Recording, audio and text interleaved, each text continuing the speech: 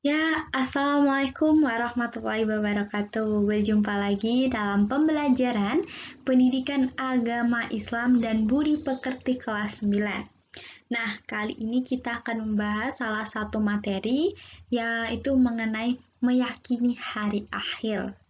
Nah, dari pembelajaran kali ini diharapkan peserta didik dapat satu, mengimani akan adanya hari akhir, yang kedua, memahami makna mengenai hari akhir, yang ketiga, memahami dalil-dalil yang berkaitan dengan hari akhir atau hari kiamat. Yang keempat, peserta didik dapat menjelaskan dan memberikan contoh peristiwa hari akhir. Nah, ini tujuan pembelajaran pada materi ini. Langsung kita ke pembahasannya. Jadi, iman kepada hari akhir. Iman kepada akhir itu merupakan rukun iman yang kelima. Ya, dapat dilihat rukun iman itu ada 6. Yang pertama, iman kepada Allah, yang kedua kepada malaikat, yang ketiga kepada kitab Allah, yang keempat kepada nabi dan rasul Allah SWT, yang kelima iman kepada hari akhir, dan yang keenam iman kepada qada dan qadar. Jadi kita akan membahas mengenai rukun iman yang kelima, mengenai iman kepada hari akhir atau hari kiamat. Nah, agendanya dari pembelajaran ini kita akan membahas 6. 1. Pengertian, yang kedua macam-macam, yang ketiga tanda-tanda kiamat sugro dan kiamat kubro, yang keempat tahapan-tahapan akhir, yang kelima nama-nama hari akhir, dan yang keenam perilaku yang mencerminkan keimanan terhadap hari akhir. Oke, kita langsung ke pembahasan yang pertama, yaitu pengertian iman kepada hari akhir. Ya, iman. Iman secara bahasa itu artinya percaya. Secara istilah berarti meyakini sepenuh hati bahwa yang diucapkan secara lisan dan diwujudkan dalam perbuatan. Itu tadi pengertian iman. Sekarang pengertian iman kepada hari akhir. Apa? Nah, iman kepada hari akhir ini berarti mempercayai dengan sepenuh hati bahwa suatu saat dunia beserta isinya akan berakhir atau hancur, serta manusia akan dibangkitkan dari kubur menuju akhirat untuk mempertanggungjawabkan perbuatannya selama hidup di dunia. Ini pengertian mengenai iman kepada hari akhir. Dari artinya saja sudah teramat sangat mengerikan ya. Berakhirnya semua kehidupan di dunia, baik manusia, baik semua makhluk hidup, semua benda yang ada di dunia ini akan hancur. Lanjut kita ke yang kedua, yaitu mengenai dalil atau surah yang menjelaskan mengenai hari kiamat. Yang pertama ada Al-Qari'ah ayat 1-11. Ya, pastinya adik-adik semua sudah tahu nggih pengertian atau suratnya, terutama suratnya dulu. Suratnya ini pasti sudah sering dibaca nggih saat hafalan, saat sholat, seperti itu. Nah, langsung kita ke artinya. Artinya, hari kiamat. Apakah itu hari kiamat? Apakah hari kiamat itu? Pada hari itu, manusia seperti laron-laron yang berterbangan dan gunung-gunung seperti bulu-bulu yang dihambur-hamburkan. Maka, adapun orang yang berat timbangan kebaikannya, maka ia berada dalam kehidupan yang memuaskan atau senang. Dan adapun orang yang ringan timbangan kebaikannya, maka tempat kembalinya adalah neraka hawiyah. Dan tahukah kamu apa itu neraka hawiyah? Yaitu neraka api yang sangat panas. Ya, dari Al-Qari'ah ini dijelaskan seperti apa gambaran mengenai peristiwa kiamat. Ya, itu ya.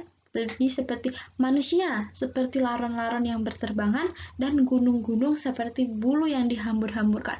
Kan gunung itu ya bentuknya besar, berkilo-kilometer. Itu nanti di hari kiamat wujudnya seperti bulu-bulu yang dihambur-hamburkan. Luar biasa sekali peristiwa hari kiamat kelak. Nah, di sini kehidupan orang yang timbangan kebaikannya berat, ia akan berada di surga, dan orang yang ringan timbangan kebaikannya alias berat timbangan keburukannya adalah tempat kembalinya ke neraka hawiyah. Ya, itu tadi dari Al-Qari'ah ayat 1 sampai 11. Lanjut kita yang kedua. Al-Zalzalah ayat 1 sampai 8. Nah, ini ayat 1 sampai 8. Di sini dijelaskan ya. Artinya, apabila bumi digoncangkan dengan dahsyat dan bumi telah mengeluarkan beban-beban berat yang dikandungnya, dan manusia bertanya, apakah yang terjadi pada bumi ini? Pada hari itu, bumi menyampaikan beritanya, karena sesungguhnya Tuhanmu telah memerintahkan yang sedemikian itu kepadanya. Pada hari itu, manusia akan keluar dari kubur dalam keadaan kelompok-kelompok untuk diperlihatkan kepada mereka balasan atas semua perbuatannya. Maka barang siapa yang mengerjakan kebaikan seberat zarah, niscaya ia akan melihat balasannya. Dan barang siapa yang mengerjakan keburukan seberat zarah pun, niscaya ia akan melihat balasannya pula. Nah, dari Al-Zalzalah ini ya, dijelaskan juga mengenai hari kiamat yang kelak manusia itu akan dibangkitkan dan akan mendapatkan balasan atas semua perbuatannya, baik sekecil apapun kebaikan ataupun baik sekecil apapun keburukan. Oke, lanjut. Kita ke ini. Hari kiamat. Tadi hari kiamat itu terdiri dari dua, kiamat sugro dan kiamat kubro. Terus ini ada zaumul kiamah, zaumul ba'ats, yaumul masyar, yaumul hisab, mizan, dan jaza.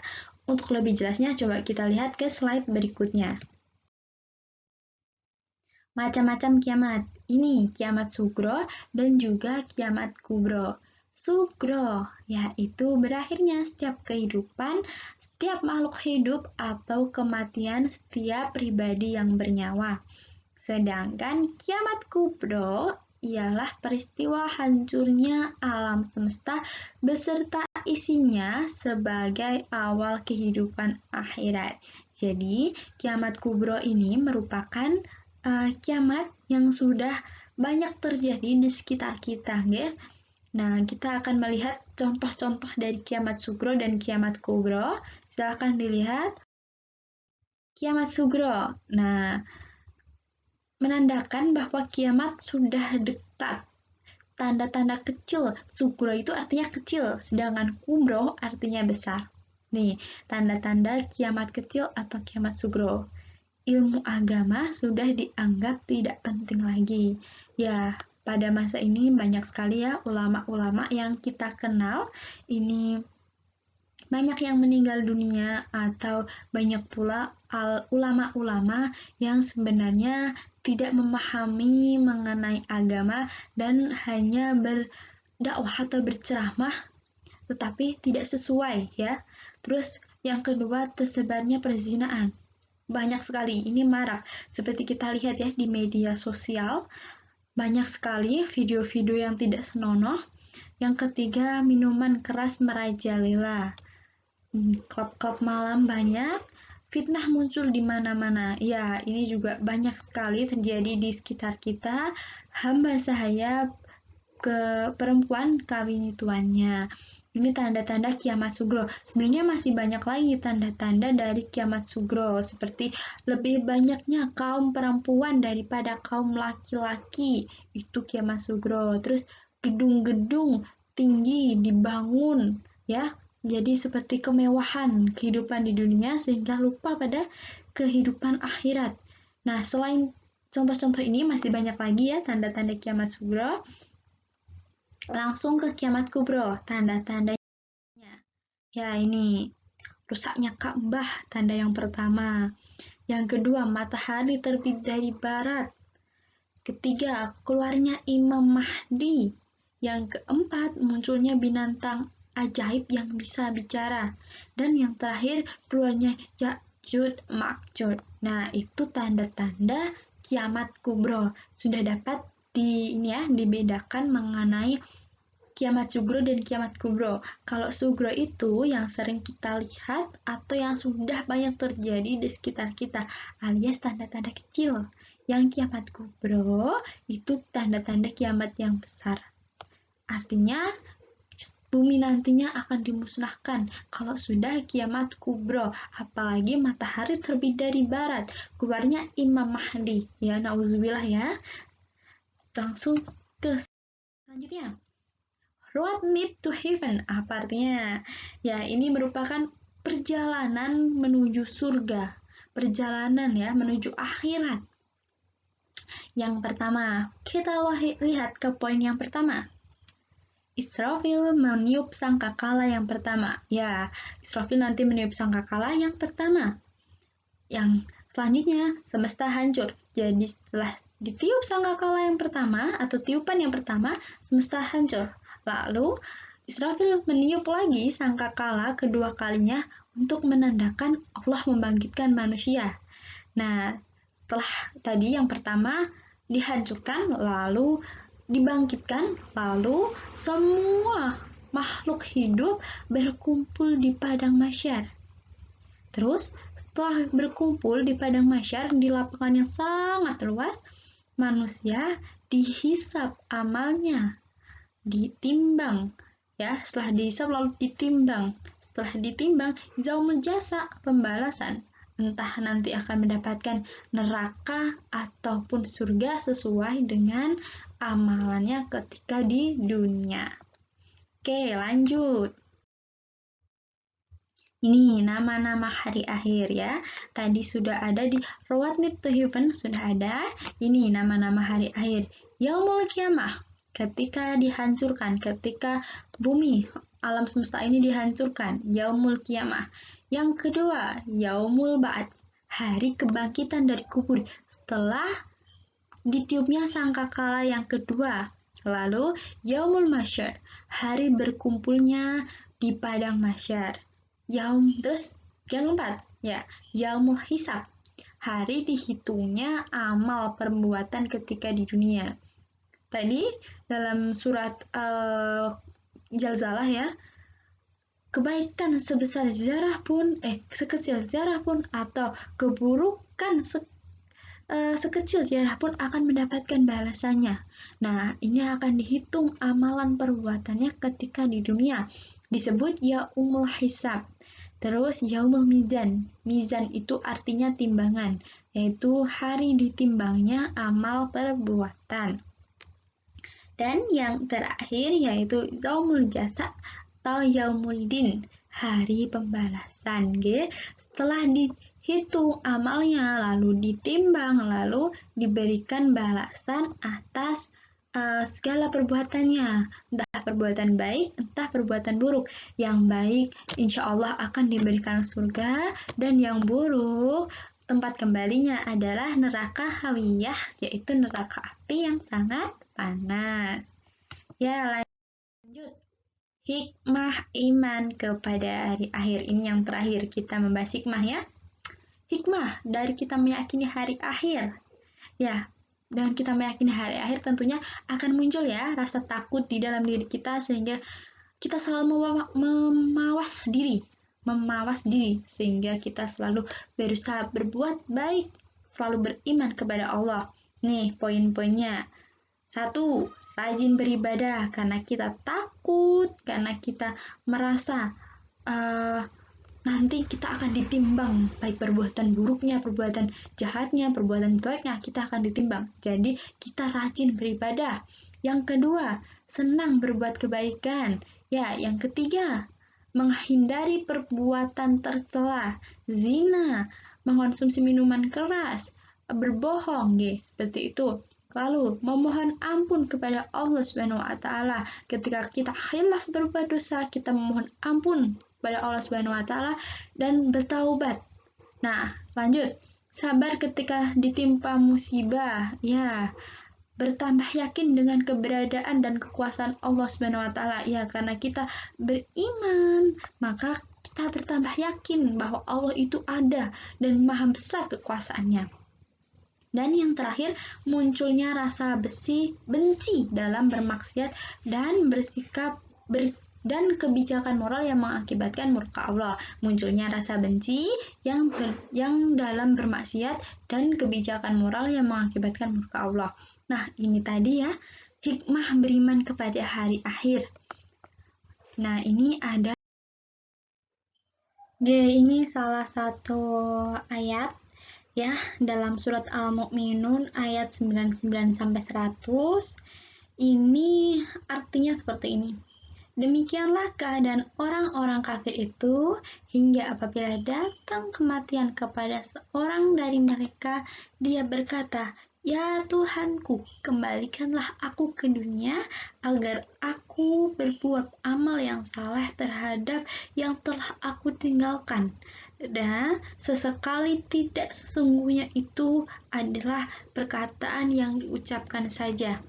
Dan di hadapan mereka ada dinding sampai hari mereka dibangkitkan.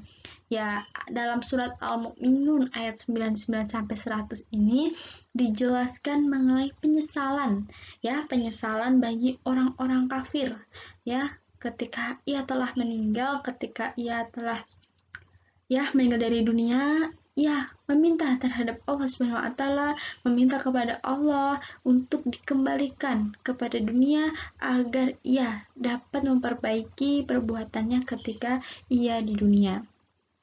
Nah, itu tadi penjelasan ya mengenai pembelajaran kali ini, yaitu mengenai rukun iman yang kelima, yaitu iman kepada hari akhir. Ya, terima kasih banyak ya atas perhatiannya kepada anak-anak semua. Semoga pembelajaran kali ini membawa berkah kepada kita semua dan ilmunya bermanfaat ya. Itu saja yang dapat Ibu sampaikan. Terima kasih atas perhatian anak-anak semua. Mohon maaf apabila ada kesalahan atau kurang paham dalam penjelasannya. Nanti silahkan bisa bertanya melalui kolom komentar atau melalui chat pribadi ya. Silahkan untuk dipelajari kembali agar kalian memahami mengenai materi ini. Oke. Sekian, terima kasih. Tetap semangat belajar. Wassalamualaikum warahmatullahi wabarakatuh.